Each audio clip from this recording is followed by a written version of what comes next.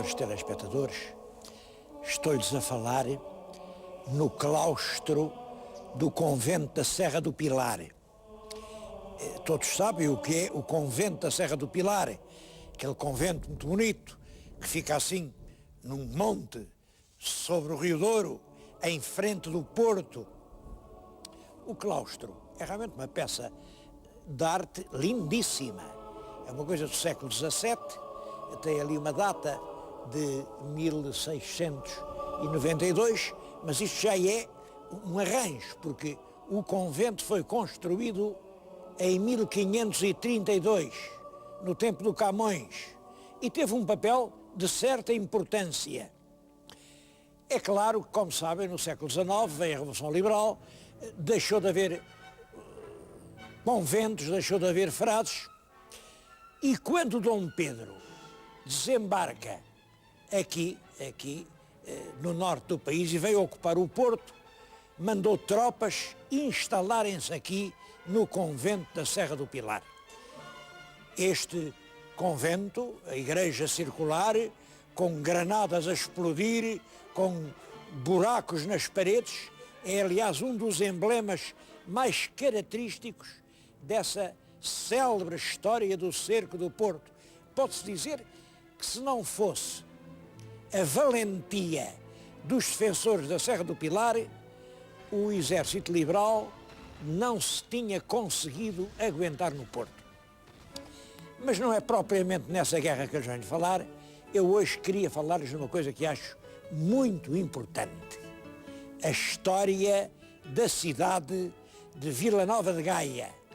O convento fica em Gaia, lá de cima avista-se todo o curso terminal do Rio Douro, e é aqui no Rio Douro, nesta margem esquerda, que nasce Gaia, a atual cidade de Gaia, cidade que, notem, continua a chamar-se Cidade de Vila Nova de Gaia, e faz muitíssimo bem, porque o verdadeiro nome dela é Vila Nova de Gaia, uma vila que cresceu, fez cidade e que hoje é uma das principais cidades portuguesas.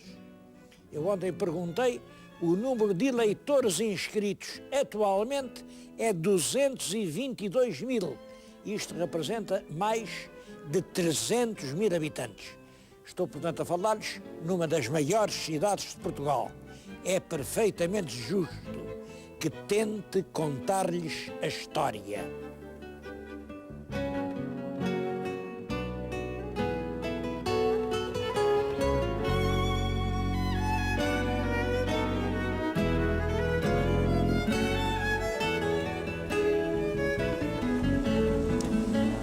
Contar a história da cidade de Gaia não é muito fácil, porque realmente não há uma Gaia, houve duas Gaias. Uma Gaia antiga, uma Gaia medieval. A Gaia antiga, penso que vem da época romana. O meu telespectador tem aqui na frente a margem esquerda do Rio Douro e vê ali um ponto mais alto, até parece que está assim aplanado no cimo, e realmente aquilo representa as terraplanagens feitas para um castelo que ali havia. Havia ali um castelo, o Castelo de Gaia. É naquele castelo que se dá toda aquela história lendária da lenda do rei Ramiro, que eu já uma vez lhes contei, que é uma linda lenda. Bom, e depois ficou lá um castelo que foi derribado pedra a pedra pela população do Porto no século XIV. Esta gente do Porto nunca gostou muito de castelos. E com razão, e com razão. Isto, castelos, o castelo tem o alcaide tem a mania que dá ordens, tem a mania que dá multas, e esta gente do Porto era um povo livre, um povo que queria ter o destino nas suas próprias mãos. Aproveitaram ali uma confusão, o alcaide não estava lá, o alcaide andava com o mestre Tavis, só lá estava a mulher do alcaide, eles foram lá e olha, não ficou pedra sobre pedra. Desde então, quem olha para ali o que vê é aquele morro nu. Bom, mas quando ainda havia o castelo e quando ainda havia uma vila importante de Gaia, cercada de muralhas, vila notável porque era cabeça de julgado de toda esta terra até ao Castelo da Feira, uma coisa importante. Quando isso acontece, o rei Dom Afonso III, é o bolonhês, eu tenho falado muito do bolonhês porque acho que esse é um dos grandes reis da nossa história, Dom Afonso III, resolve fazer uma vila nova de Gaia. Uma vila nova. Então, em vez de a fazer lá em cima, ó, naquele outeiro, vem aqui para baixo. Estão a ver ali um edifício azulado, ali naquele largo. É ali à volta, está ali, vê-se ainda ali o cruto da igreja de Santa Marinha. E ele faz uma vila nova de Gaia, em terrenos que lhe pertenciam, porque o rei tinha aqui algumas terras. Eram as chamadas terras riguengas. Riguengas por serem do rei. Rei em latim, como sabem, é rex regis, é daí que vem riguengo. Bom, terras do rei, e ele nas suas terras fez uma vila nova e deu imensos privilégios aos moradores da vila que ele criava de novo. Quem viesse para aqui não tinha que pagar isto, não tinha que pagar aquilo, podia andar por todo o reino sem pagar portagens, podia comerciar livremente. Bom, claro, com tantos privilégios, o que é que aconteceu? Estou a calcular. A gente que vivia lá em cima passou-se toda para a vila cá de baixo. E cerca de 30 anos depois, a vila lá de cima estava quase deserta. Bom, então veio Dom Dinis, passados 33 anos, e dá à vila lá de cima um fural, com tantas garantias como tinha a vila cá de baixo. Mas acrescentou-lhe qualquer coisa em que nunca ninguém fala, mas eu acho que é muito interessante recordar-lhes isso.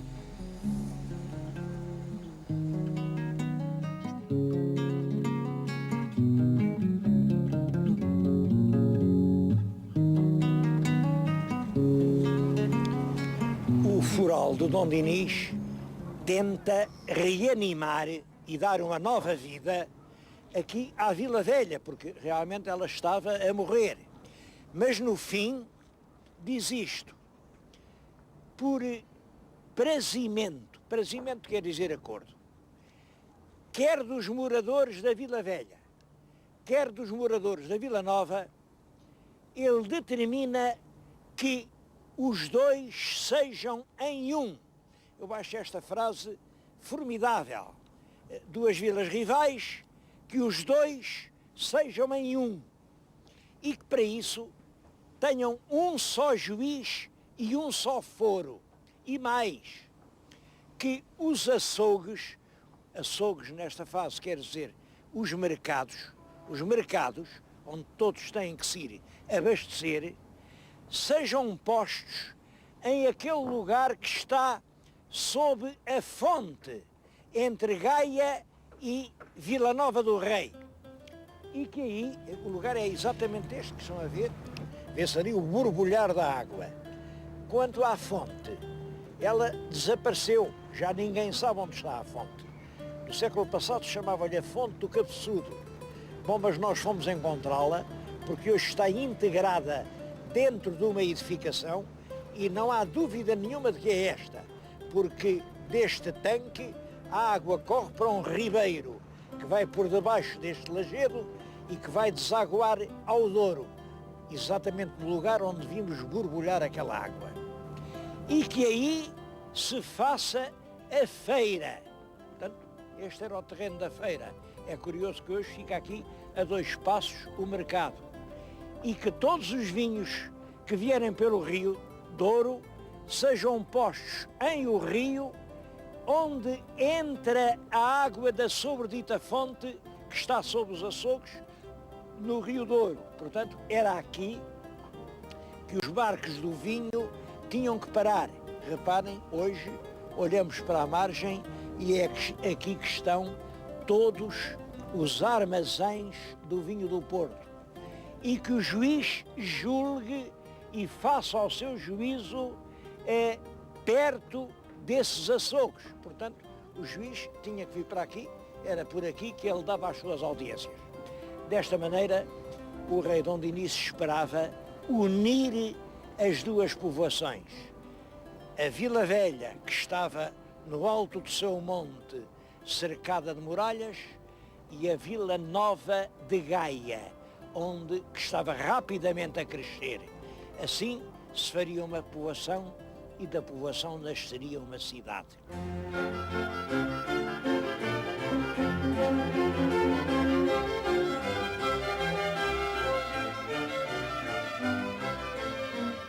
Entre a lei do rei Dom Dinis, que manda os barcos carregados de vinho esperarem aqui, diante desta margem, e o dia de hoje passaram 712 anos.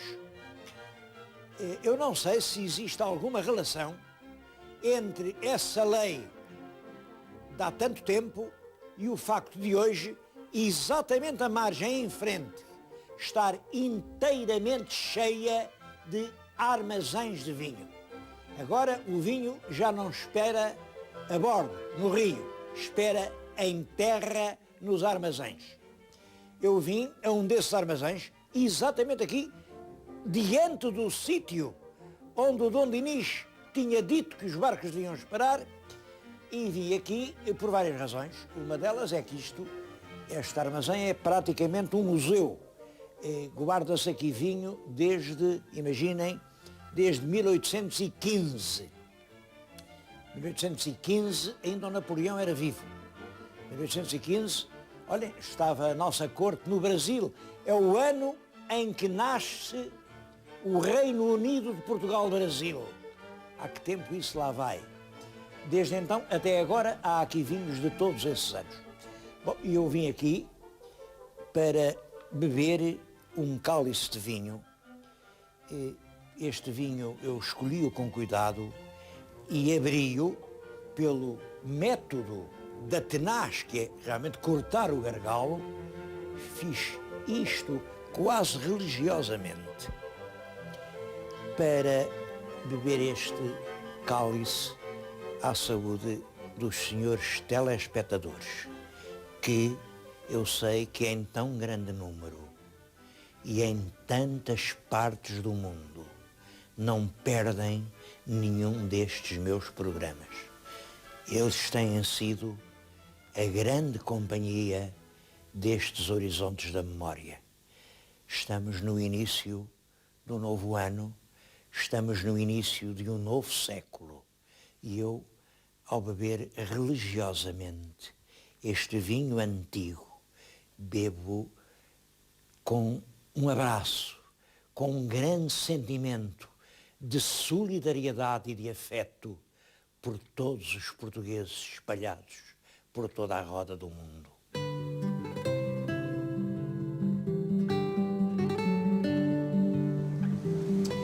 A extraordinária importância das caves do vinho do Porto em Gaia fazem com que as pessoas pensem que aqui em Gaia o que há é o vinho do Porto, são as caves, são as provas dos vinhos.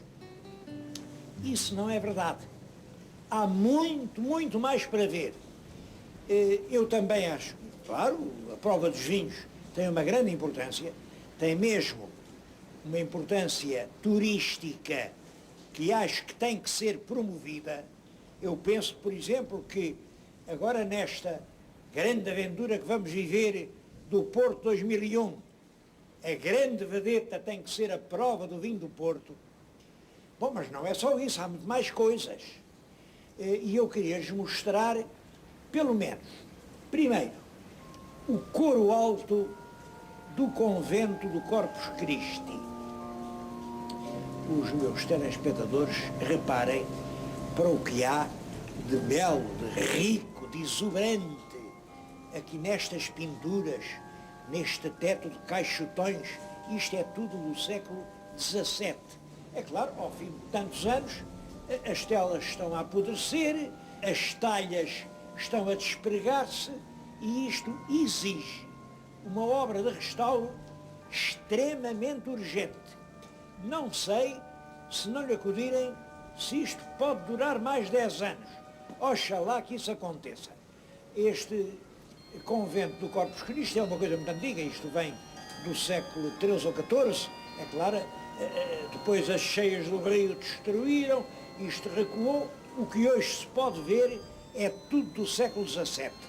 Mas acho que é uma obrigação dos responsáveis pelo património artístico português acudirem àquele coro alto, àquela obra-prima. Outras coisas que não podiam deixar de se ver é, por exemplo, o túmulo do infante Dom Rodrigo Sanches, ali em Jó. É o mosteiro de Pedroso. E eu ia para lá, ia-lhes mostrar o túmulo do infante morto, cruelmente morto numa batalha, só que caiu sobre nós um temporal tão grande a caminho que eu tive que pedir abrigo. Olha, vi aqui assim uma casa com um portão aberto, não podíamos, a força da chuva não deixava andar os carros. Eu estou-lhes a falar nos famosos temporais do 7 de dezembro. O Douro salta das margens, anda toda a gente a fugir, eu também fugi e vim para aqui.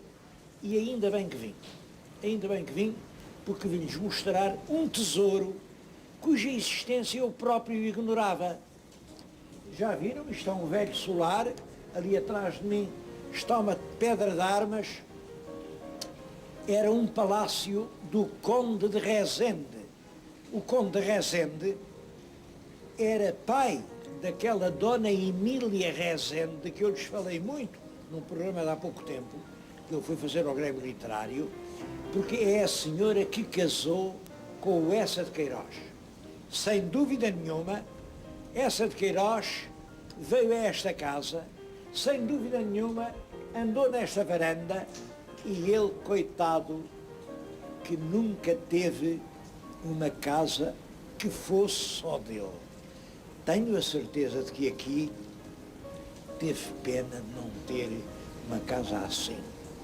Esta casa hoje pertence à Câmara Municipal de Gaia e é um museu. É um museu, enfim, fica um bocadinho de longe de Gaia, por isso não é muito conhecido, mas é um museu onde se reúnem peças realmente extraordinárias. Eu vou-lhes mostrar duas que acho que são únicas no nosso país e que são, para mim, perfeitamente fascinantes.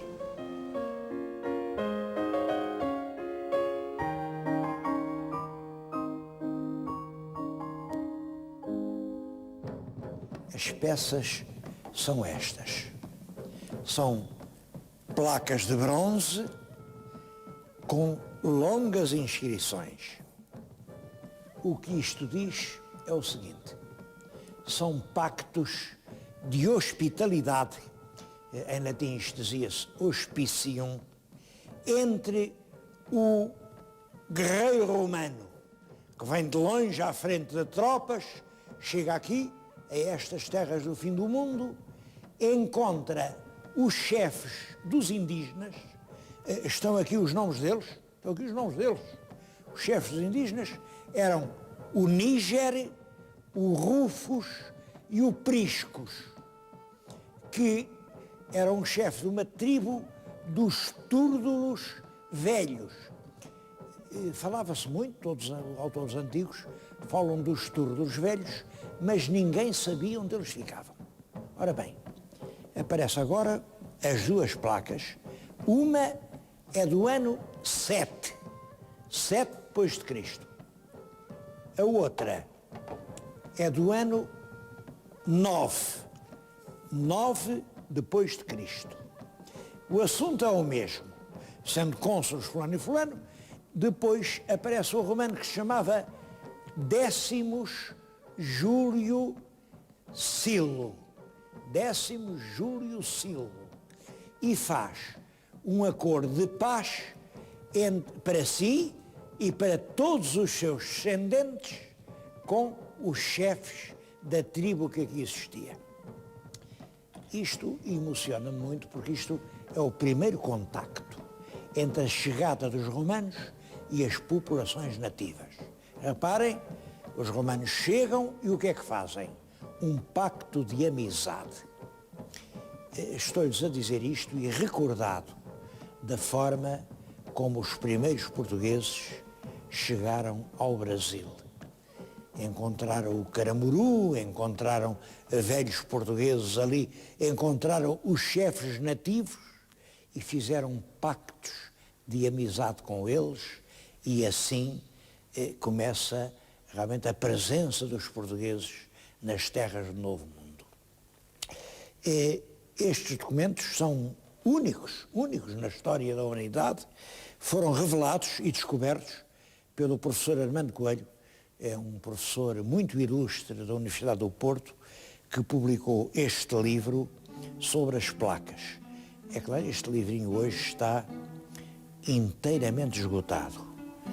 Tem aqui a reprodução das placas, tem a leitura, tem tudo quanto se lhes refere, e eu julgo que agora que estamos no ano do Porto, capital da cultura, era uma obrigação dos responsáveis por essa efeméride mandar reeditar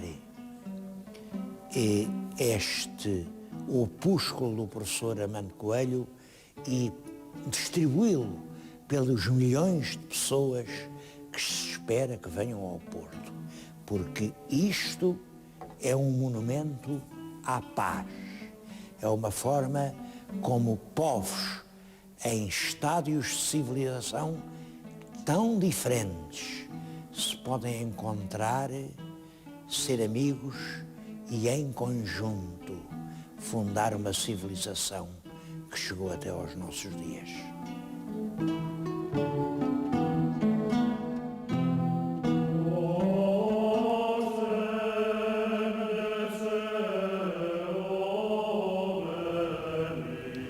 Esta é a igreja do mosteiro de Pedroso. Este mosteiro foi fundado para aí no século X, há mais de 1000 anos. Foi protegido pelo Dom Afonso Henriques. Depois foi habitado pelos monges beneditinos durante o século XI, XII, XIII, XIV, XV. E os beneditinos é que ajudaram, ensinaram aqui a arrotear as terras, a fazer as casas. No século XVI, o cardeal Dom Henrique, cardeal rei, deu isto aos jesuítas. Os jesuítas estiveram aqui no século XVII e no século XVIII e também ensinaram e ajudaram e civilizaram. No século XVIII, o Marquês de Pombal tirou isto aos jesuítas e deu à Universidade de Coimbra. Bom, aí é que a Universidade fez menos do que tinham feito os outros, porque o que se limitou foi, em 1803, a pôr em praça. Vendeu-se em leilão e caiu nas mãos de um particular.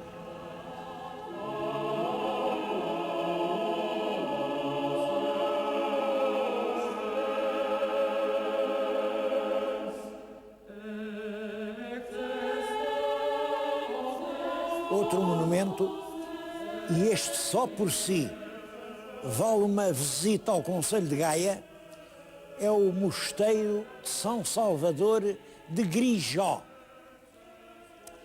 Esta palavra Grijó é uma palavra curiosa, porque, como sabem em latim, igreja dizia-se eclésia. E do mesmo modo que nós, para dizer uma igrejita pequenita, sem importância nenhuma, dizemos uma igrejola, os latinos, para uma eclésia pequenina, diziam eclesiola. De eclesiola vem diretamente Grijó. Portanto, Grijó significa que antes de haver aqui este mosteiro enorme, havia uma pequena igreja. Nessa igreja depois há uma outra, segundo medieval, onde encontrou sepultura um príncipe, filho do rei Dom Sancho I. Eu estou junto da sepultura, que é uma das obras-primas da escultura portuguesa do século XIII.